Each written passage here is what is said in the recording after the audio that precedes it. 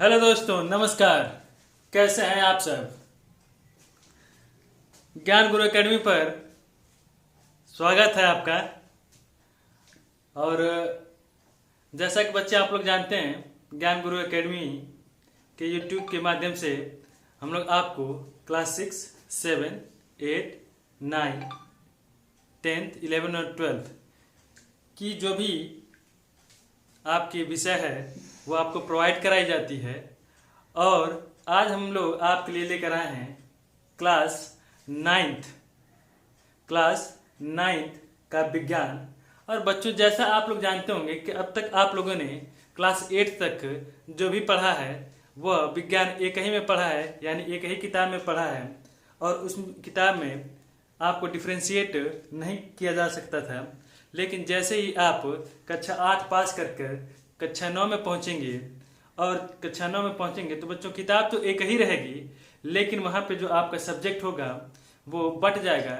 जैसे सबसे पहले आपका जो चैप्टर आएंगे बच्चों वो होगा हम आपका भौतिक विज्ञान।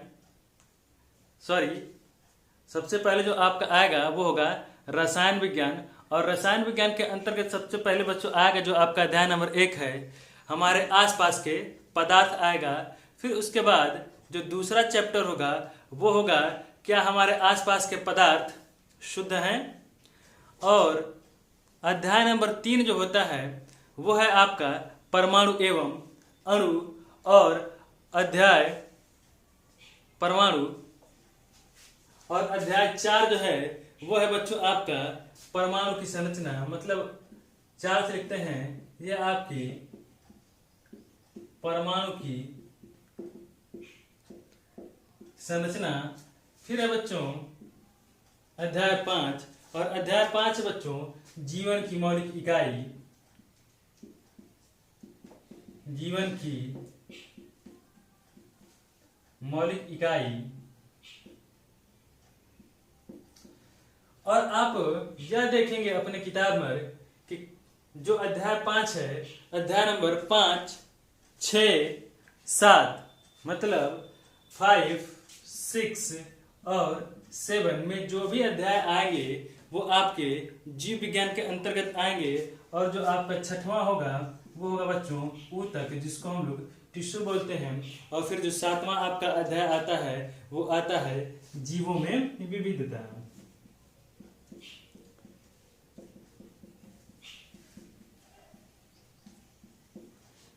ठीक है, तो यह जो 3 चैप्टर हैं यह बायोलॉजी के अंतर्गत आएंगे बच्चों, जिसको मैं टॉपिक वाइज पढ़ाऊंगा और बिल्कुल बेसिक से शुरुआत करूंगा कि आप जहां भी स्कूल में हो, जिससे अगले से बात करें तो आपको ये महसूस ना हो कि मुझे कुछ आता नहीं है। क्योंकि हम लोगों का यही उद्देश्य है कि बच्चों को बिल्कुल बेसिक लेवल से एडवांस लेवल तक पढ़ाना है। और आप मेहनत लगाकर इस चैप्टरों को तैयार करेंगे तो मुझे आशा है और यह पूरी उम्मीद है कि आप बहुत अच्छे नंबर लाएंगे और आपको ये सारी चीज़ें बहुत अच्छे से समझ में आने लगेंगी। आइए देखते हैं चैप्टर नंबर 8, 9, 10, 11, 12, 13, 14 और 15।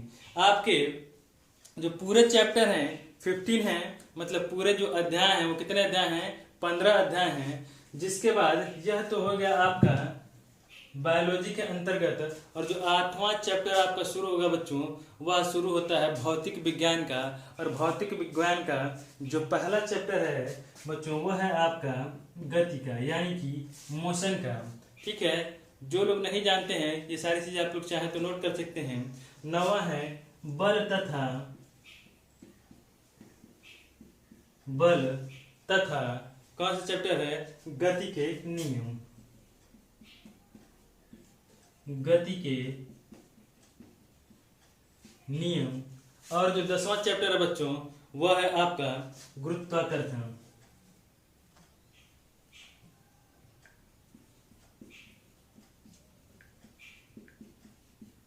वह आपका कौन सा चैप्टर पड़ेगा बच्चों? गुरुत्वाकर्षण यानी ग्रेविटेशन। फिर इसके बाद कार्य तथा ऊर्जा है। और फिर इसके बाद है बच्चों ध्वनि है। यानी साउंड हम इसको बोलते हैं। फिर है हम बीमार क्यों होते हैं, जो नेक्स्ट है आपका हम बीमार, 13वां जो चैप्टर है हम बीमार क्यों होते हैं। फिर है प्राकृतिक संपदा और फिर लास्ट है आपका खाद्य संसाधनों में सुधार। तो इस प्रकार से आपका जो क्लास 9th है, क्लास 9th में जो टोटल अध्याय है वो है कितने, टोटल अध्याय है आपके कितने बच्चों, 15।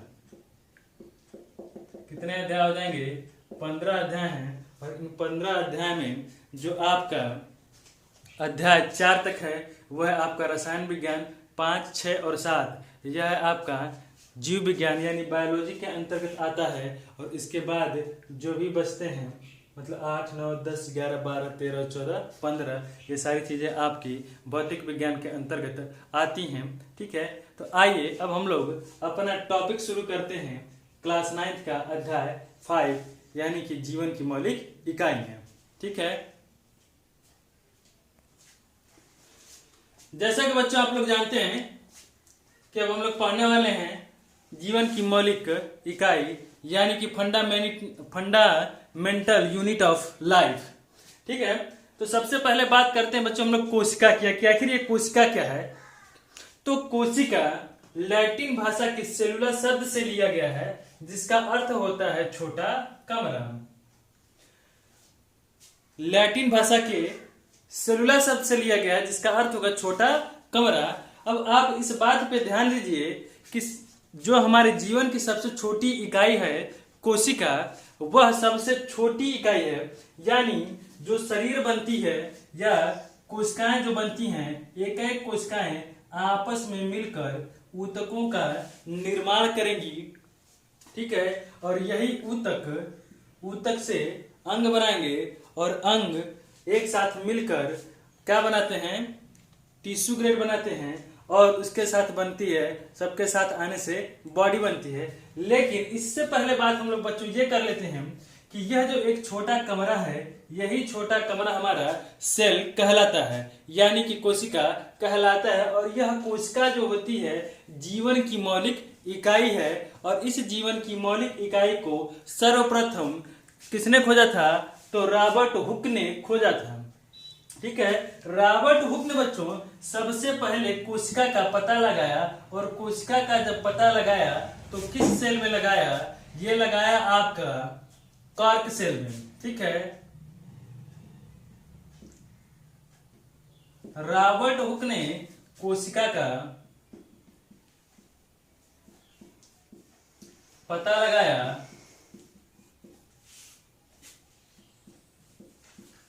किसमें,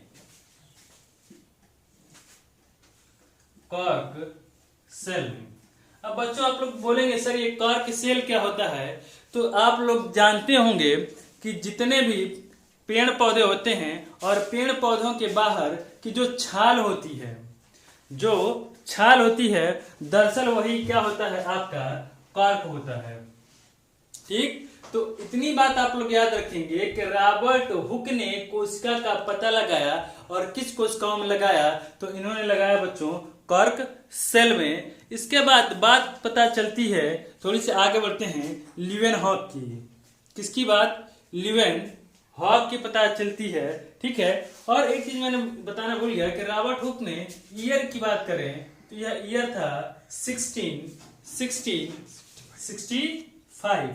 ठीक है, 1865 ईस्वी में ही रॉबर्ट हुक ने कोशिका का पता लगाया। लेकिन ये कोशिकाएं कैसी थी, ये कोशिकाएं डेड थी यानी कि मृत थी। ये कोशिकाएं मृत इसलिए थी क्योंकि इनका जो कोशिका था और कोशिका के अंदर जो भी इनके अंदर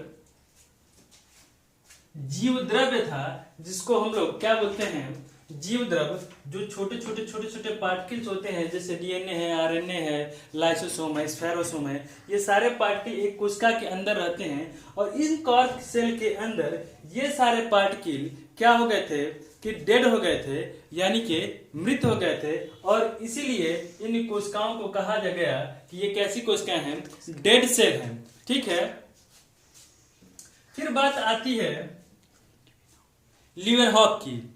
ठीक है, लीवेनहॉक ने जीवित कोशिकाओं का पता लगाया।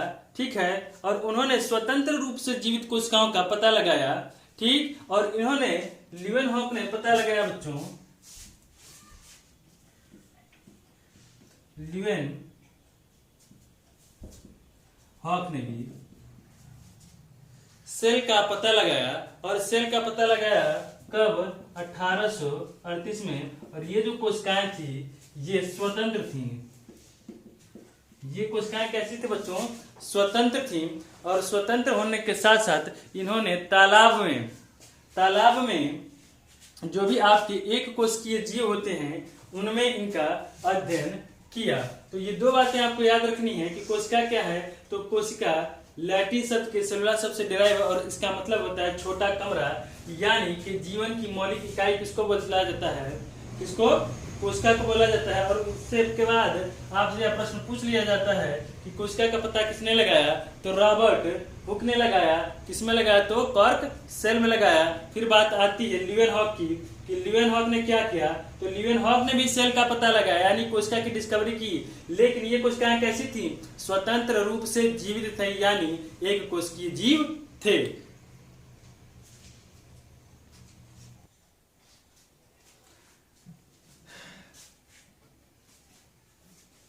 पहला पॉइंट बच्चों हमारा रॉबर्ट हुक, और रॉबर्ट हुक ने 1665 में कोशिका का सर्वप्रथम पता लगाया, और इन्होंने पता लगाया बच्चों किसमें?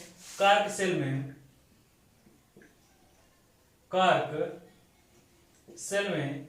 ये बातें आपको याद रखनी है कि रॉबर्ट हुक ने 1665 में कोशिका का सर्वप्रथम पता लगाया, और किसमें लगाया? कॉर्क सेल में लगाया। दूसरी बात आपको यह याद रखनी है कि यह जो कोशिका थी ये कैसी थी? यह मृत कोशिका थी। यह कैसी कोशिका थी? यह मृत कोशिका थी। इसके बाद आपके सिलेबस में दिया हुआ है लीवेनहॉक, और लीवेनहॉक साहब ने 1674 ईस्वी में कोशिका का स्वतंत्र रूप से पता लगाया। और स्वतंत्र रूप का मतलब यह होता है कि यह कोशिकाएं कैसी थी? जीवित थी, और जैसे अमीबा, क्लेमाइडोमोनास और पैरामीशियम एवं बैक्टीरिया में इन्होंने इसको देखा था। यह कोशिकाएं कैसी होती हैं? जीवित कोशिकाएं होती हैं। तो आप इस बात के अंतर को समझिएगा कि यदि नाम है रॉबर्ट हुक और लीवेनहॉक का, तो रॉबर्ट हुक ने क्या किया था कि कोशिकाओं का सर्वप्रथम पता तो लगाया था, लेकिन इनकी कोशिकाएं कैसी थी? मृत थी। जबकि लीवेनहॉक ने जिन कोशिकाओं को स्वतंत्र रूप से अध्ययन किया था, जिनको स्वतंत्र रूप से देखा था, वह कोशिकाएं जीवित थी। ठीक है, और जीवित होने के बाद मैं यहाँ पे लिख देता हूं कि यह कोशिकाएं कैसी थी? एक कोशिकीय थी। जब कैसी थी? एक कोशिकीय थी। अमीबा था, पैरामीशियम था, ठीक है, या फिर क्लेमाइडोमोनास जैसी कोशिकाएं थी। फिर इसके बाद बात आती है रॉबर्ट ब्राउन की। रॉबर्ट ब्राउन ने कोशिका के अंदर एक केंद्रक का पता लगाया। कोशिका के अंदर एक केंद्रक का पता लगाया। वह सन था 1831। 1831 में ही रॉबर्ट ब्राउन ने सेल के अंदर यानी कोशिका के अंदर न्यूक्लियस यानी केंद्रक का पता लगाया। यह बात भी आपसे बहुत ज्यादा पूछी जाती है। और रॉबर्ट हुक और रॉबर्ट ब्राउन में आपको याद रखना है कि रॉबर्ट हुक में क्या आ रहा है? एन नहीं आ रहा, जबकि रॉबर्ट ब्राउन में एन आ रहा है, और एन इस केंद्रक को न्यूक्लियस कहते हैं। तो इस तरह से याद करेंगे कि यदि पूछा जाए कि कोशिका में केंद्रक न्यूक्लियस पाया जाएगा, और रॉबर्ट ब्राउन के नाम में भी एन आ रहा है, एन फॉर न्यूक्लियस, और रॉबर्ट ब्राउन के नाम में भी एन आ रहा है, एन फॉर न्यूक्लियस। न्यूक्लियस की खोज किसने की थी? तो रॉबर्ट ब्राउन ने की थी। ठीक है, आगे बढ़ते हैं, जय प्रोकंज की बात करते हैं। तो 1839 ईस्वी में कोशिका में स्थित तरल जैविक पदार्थ, कोशिका में स्थित तरल जैविक पदार्थ का पता लगाया, जिसे इन्होंने क्या कहा? जीव द्रव्य, जिसे बच्चों हम लोग बोलते हैं प्रोटोप्लाज्म। क्या बोलते हैं? प्रोटोप्लाज्म बोलते हैं, जिसको हिंदी में बोला जाता है कि यह तरल जैव पदार्थ है, जिसको जीव द्रव्य का नाम दिया। ठीक है। तो ये साइंटिस्ट हैं जिन्होंने कोशिका से जुड़े अध्ययन किए और उनके अलग अलग नाम दिए, किसने क्या डिस्कवरी की, ये सारी बातें आपके किताब में दी गई हैं, आपके अध्याय में दी गई हैं, इनको आपको याद रखना है। और इसके बाद आता है स्लीडन और स्वान।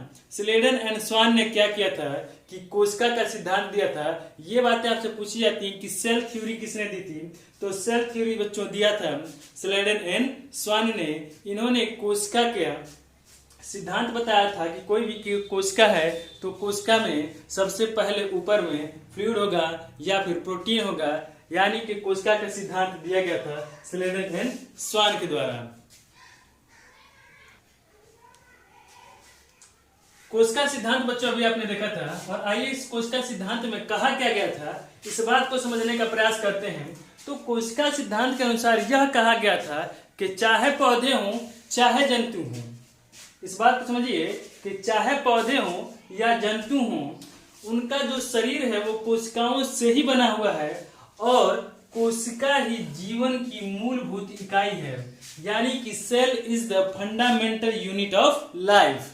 कोशिका ही उनके जीवन की मूल इकाई है। बच्चों जैसा अभी आप लोग ने सुना था कि स्लीडन और स्वान ने यह सेल थ्योरी दी थी, यानी कि कोशिका का सिद्धांत दिया था। तो बच्चों समझिए कि इन्होंने यह बताया कि पौधों हो चाहे जंतु हो, पौधे का जो भी शरीर बना हुआ है, चाहे उसका तना हो, पत्ती हो, जड़ हो या फिर कोई भी जंतु हो, जंतु चाहे एक कोशिकीय हो जैसे पैरामीशियम हो, क्लेमाइडोमोनास हो, अमीबा हो, चाहे और कोई जीव हो, ठीक है। तो चाहे प्लांट हो चाहे एनिमल हो, उनका जो भी शरीर बना हुआ है वो कोशिकाओं से मिलकर बना हुआ है। जैसे आपने अपना घर देखा होगा तो आपका जो घर बनता है एक एक ईंटे से मिलकर पूरा कमरा बनता है और पूरे कमरे मिलकर पूरा घर बनता है। तो इसी प्रकार से जैसे ये शरीर के अंदर एक कोशिकाएं मिलके बहुत सारी कोशिकाओं का निर्माण करती हैं और बहुत सारी कोशिकाएं मिलके ऊतकों का निर्माण करती हैं और वही ऊतक एक साथ मिलकर अंगों का निर्माण करते हैं और अंग तंत्र मिलकर पूरे शरीर का निर्माण करते हैं। तो इस तरह से बच्चों यह जो आपकी कोशिका है, कोशिका ही वह मूल इकाई है जिससे पूरा शरीर बनता है। इसलिए इस कोशिका को कहते हैं फंडामेंटल यूनिट ऑफ लाइफ, यानी कि कोशिका नहीं होगी तो जीवन नहीं होगा। आगे बढ़ते हैं।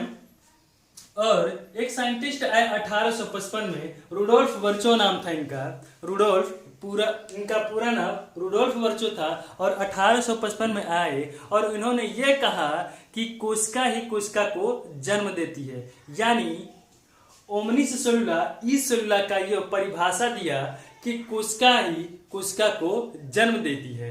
यानी आपने देखा होगा कि रिप्रोडक्शन सिस्टम में इसको देखा जाता है कि कोई भी जीव अपने जैसा ही संतति को उत्पन्न करता है, पैदा करता है। आपने अपने अगल बगल देखा होगा बहुत सारे जानवर होते हैं अपने जैसी संतानों को उत्पन्न करते हैं। तो रुडोल्फ वर्चो ने यही समझाने की कोशिश की थी कि जो भी कोशिकाएं हैं वह कोशिका के विभाजन से ही बनती हैं। इसी को कहा गया था ई सेलुला, मतलब ओमनिस सेलुला ई सेलुला, कि कोशिका ही कोशिका का निर्माण करेगी। तो इन्होंने कहा क्या, इनके सिद्धांत में यह बातें हैं कि कोशिका के सिद्धांत को ही इन्होंने आगे बढ़ाया कि कोशिका का सिद्धांत जब आपने अभी देखा है तो इन्होंने यह बताया कि कोशिकाएं पूर्ववर्ती कोशिकाओं से बनी हैं, यानी कि जो कोशिकाएं नई बनेंगी वो अपनी पुरानी कोशिकाओं के विभाजन से ही बनेंगी।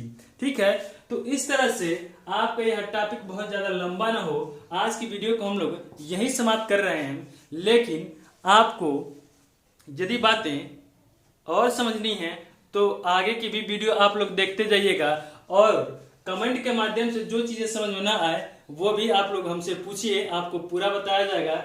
और इस चैप्टर को पूरा पढ़ें, आगे तक पढ़ें, साथ जुड़े रहें। तब तक के लिए धन्यवाद। और चैनल पर नए हैं तो चैनल को सब्सक्राइब कर लीजिए, लाइक करिए और यदि आपको वीडियो हमारी अच्छी लगती है तो दोस्तों के साथ भी शेयर करिए।